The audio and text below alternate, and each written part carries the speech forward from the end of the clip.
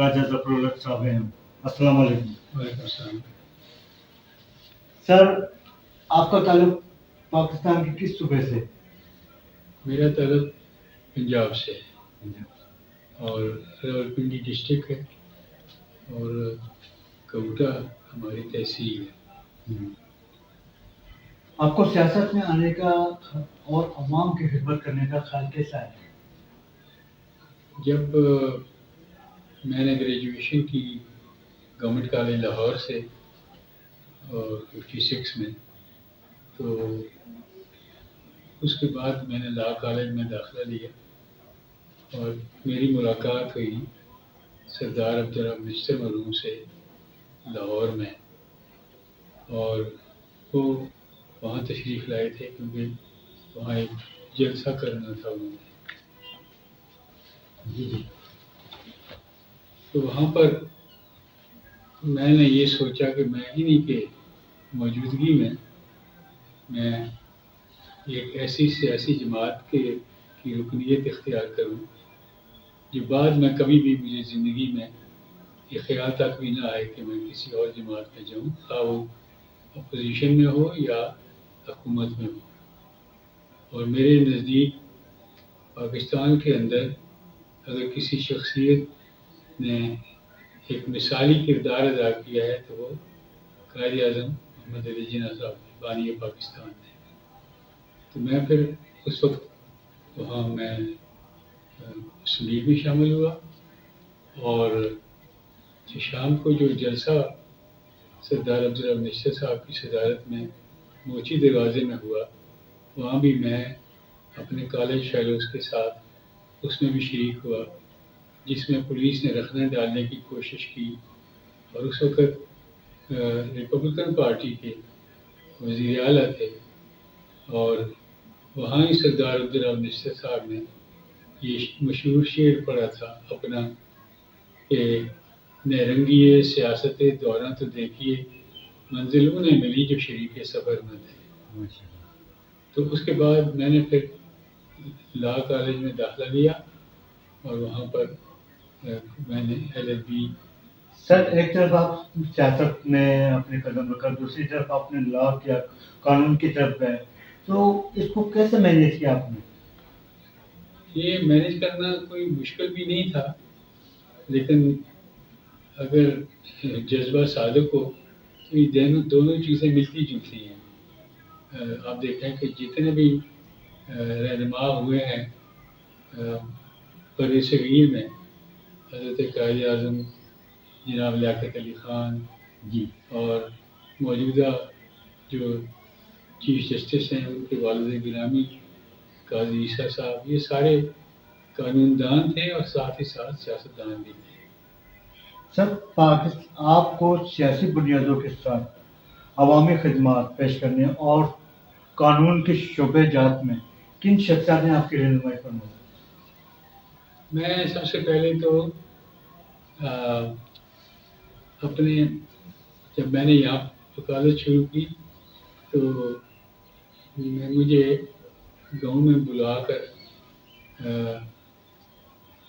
तो नया निज़ाम बन रहा था बेसिक डेमोक्रेसीज का, तो उसका मेंबर मैं मुंतखब हुआ और उसके बाद फिर मैं डिस्ट्रिक्ट काउंसिल का मेंबर हुआ जी और वहाँ से मैं बार एसोसिएशन का प्रेसिडेंट भी रहा, पिंडी बार का जी और फिर उसके बाद मैं मरकज़ी मजलिस आमला का रुकन बन गया मुस्लिम लीग का।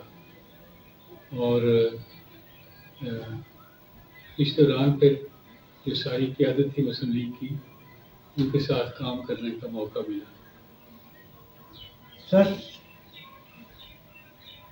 सियासत में आपकी शख्सियत किन शख्सियत से मुतासिर है?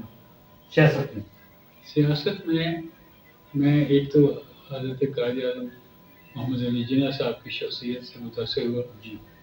फिर उसके बाद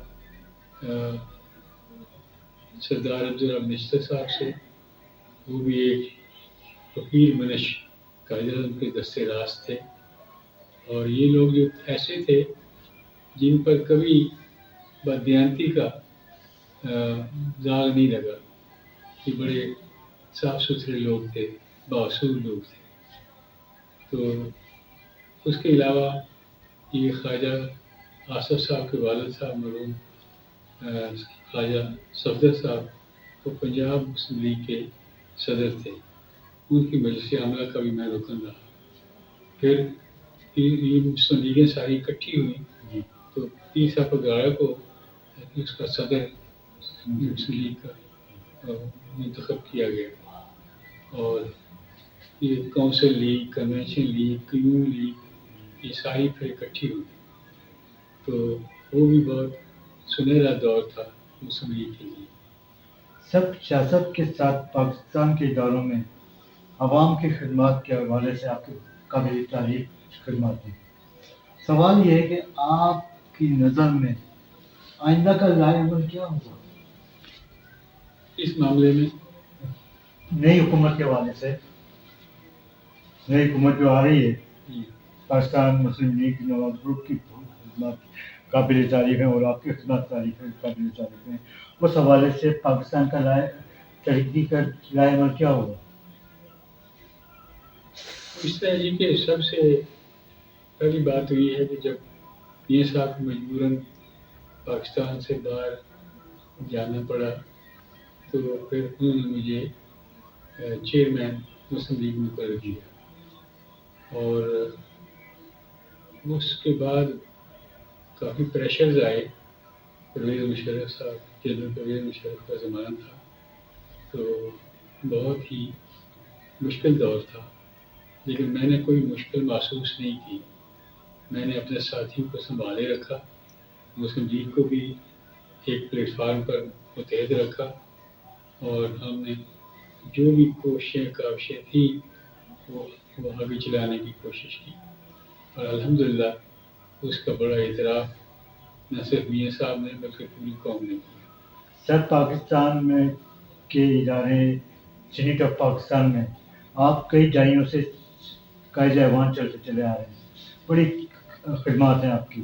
اس حوالے سے سوال یہ ہے کہ سر قائد ایوان ہونے کے ناطے آپ کی خدمات کو مد نظر رکھتے ہوئے حکومت پاکستان نے آپ کی کردار کی کیا خدمات کو نظر پیش کیا ہے؟ بات یہ ہے جی کہ پارٹی کا چیئرمین ہونے کی حیثیت سے اور ایک طویل عرصے تک سینٹ کا ممبر ہونے کی حیثیت سے کبھی میں لیڈر آف دی اپوزیشن رہا ہوں اور کئی سال لیڈر آف دی ہاؤس رہا ہوں. تو پچھلے سال میں نے پھر درخواست نہیں دی اپنے دوبارہ سینٹ میں ممبرشپ کے لیے، کیونکہ میں سمجھتا تھا کہ یہ کسی اور شخص کو یہ حق ملنا چاہیے. اور اس دوران میں میری کئی بار کشمیر کے سلسلے میں سید علی گیلانی صاحب مرحوم کے ساتھ ٹیلی فون پر باتیں ہوتی رہی اور وہ کہتے تھے جی آپ کھل کر میرے ساتھ بات کیا کریں. میں نے کہا میں احتیاط اس لیے کرتا ہوں کہ آپ پر کوئی زیادہ پریشر نہ پڑے. انہوں نے کہا کہ نہیں، میں ان پریشر سے نہیں ڈرتا بلکہ میں اس کو انجوائے کرتا ہوں. میں زندگی کے آخری مراحل میں ہوں لیکن اس کے باوجود میں سمجھتا ہوں کہ کشمیر کے پاکستان کے ساتھ حالات اور کشمیریوں کی حق خود ارادیت اس کو پروان چڑھانا، اسے اس عروج تک پہنچانا کہ جہاں کوئی سوال ہی یہ نہ کرے کہ کشمیریوں کی رائے پاکستان کے ساتھ ہے یا بھارت کے ساتھ ہے. سر آپ کے خیال میں تمام سیاسی جماعتیں، قومی اور صوبائی اسمبلیوں کے ارکان سیاست کو مد نظر رکھتے ہوئے پاکستان سمیت قوم کے مفاد میں اسمبلیوں میں بل پاس کروانے میں کامیاب ہوں گی؟ جی آپ کے خیال میں جی تمام سیاسی جماعتوں کے قائدین، قومی اور صوبائی اسمبلیوں کے ارکان سیاست کو مد نظر رکھتے ہوئے پاکستان سمیت قوم کے مفاد میں اسمبلیوں میں بل پاس کروانے میں کامیاب ہوں گے؟ کون سا بل؟ عوام کے مفاد کے لیے، پاکستان کے وہ مفاد کے لیے. آئے اسی لیے ہے اور ان کا مستقبل بھی اسی کے ساتھ وابستہ ہے جی کہ وہ پاکستان کے عوام کے جو مسائل ہیں ان کو حل کرنے کے لیے مشترکہ کوششیں کریں اور ایک دوسرے کے ساتھ تعاون کریں تاکہ ان کا اپنا مستقبل بھی محفوظ ہو۔ سر، نئی حکومت کے پاس پاکستان سمیت قوم اور نوجوان نسل کے حوالے سے آپ کے ذہن میں کیا خاکہ ہے؟ میں سمجھتا ہوں کہ نوجوان نسل ہر ملک کا ایک ہراول دستہ ہوتا ہے، ان کی سوچ بہتر ہوتی ہے، ان کے خیالات بہتر ہوتے ہیں، ان کی امنگیں جو ہیں وہ سچی ہوتی ہیں، تو اس لیے آئندہ مستقبل کو اگر حفاظت کرنی ہے تو نوجوان نسل کو انہی بنیادوں کے اوپر ان کی ٹریننگ ہونی چاہیے، ان کے نظریات درست سمت میں لے جانے چاہیے۔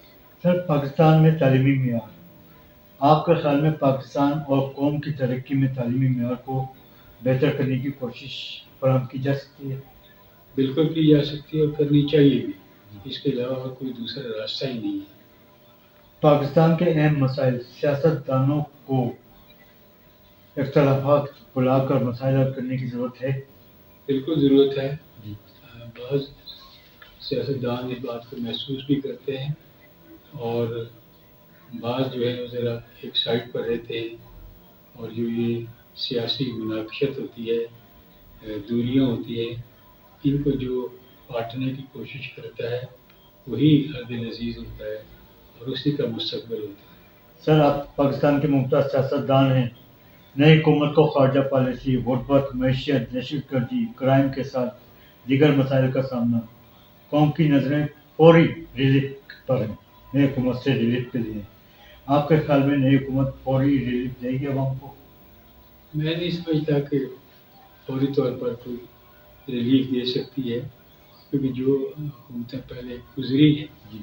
ان کے زمانے میں جو مسائل میں اضافہ ہوا ہے ان کو قابو میں لانے کے لیے کچھ وقت انتظار کرنا پڑے گا، اور یہ میں سمجھتا ہوں کہ قوم کو اس بات کا احساس بھی ہے، اور لیکن اقتصادی صورتحال جو ہے اس کا درست کرنا بہت ضروری ہے۔ سر، چند شہادتیں سامنے آئی ہیں کہ پاکستان میں دہشت گردی کے لیے استعمال ہمسایہ ممالک کی سرزمین استعمال ہو رہی ہے، آپ کا کیا خیال ہے؟ میرا خیال ہے جی کہ یہ کئی بار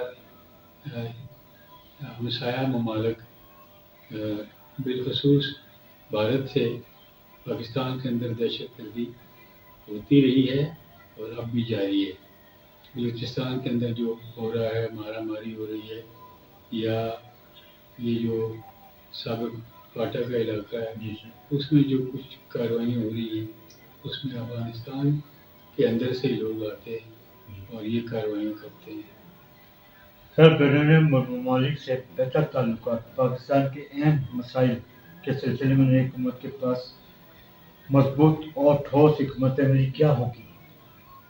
یہ میرا خیال یہ ہے کہ یوں ہی یہ حکومت بنتی ہے جی تو ان پر سب سے پہلے توجہ دی جائے گی، اور میں سمجھتا ہوں کہ افواج پاکستان بھی اس کو اولویت دیتے ہیں کہ اگر امن امان نہیں ہوگا تو اقتصادی ترقی اس نہج پر نہیں جا سکتی جس کی ضرورت ہے۔ سر، پاکستان میں کسی ادارے میں کوئی سسٹم موجود نہیں، کرپشن کا خاتمہ، اداروں کو فعال بنانے کے لیے پاکستان اور قوم کی خوشحالی کا خاکہ کیا ہے؟ کچھ نظر آ رہا ہے سر آپ کی نظر میں؟ میں سمجھتا ہوں یہ کہ اس کے بغیر گزارا ہی نہیں ہے، اس کے بغیر کوئی معاملہ آگے چل نہیں سکتا۔ کرپشن پر بھی قابو پانا پڑے گا، اور ریڈ لائن ہے جیسے کہا جاتا ہے کہ وہ کرپشن کو بالکل قطعاً قبول نہیں کرنا چاہیے، اور جو لوگ کرپشن میں ملوث ہوتے ہیں جب ان پر جرم ثابت ہو جاتا ہے تو ان کی کوئی کسی جگہ بھی پذیرائی نہیں ہونی چاہیے اور ان کو مکمل سزا ملنی چاہیے تاکہ دوسروں کے لیے بھی یہ ایک سبق رہے۔ سر، زراعت، فشریز، تجارت کے ساتھ دیگر اداروں کو ترقی دیتے ہوئے فعال کر دیا جائے تو آپ کے خیال میں پاکستان معاشی بحران سے نکل سکتا ہے؟ معاشی بحران سے نکلنا پاکستان کی اولین ضرورت ہے اور اس میں کسی کو کوئی شک نہیں ہے، لیکن اس کے لیے مشترکہ اگر قانون سازی کی ضرورت ہے تو وہ کریں،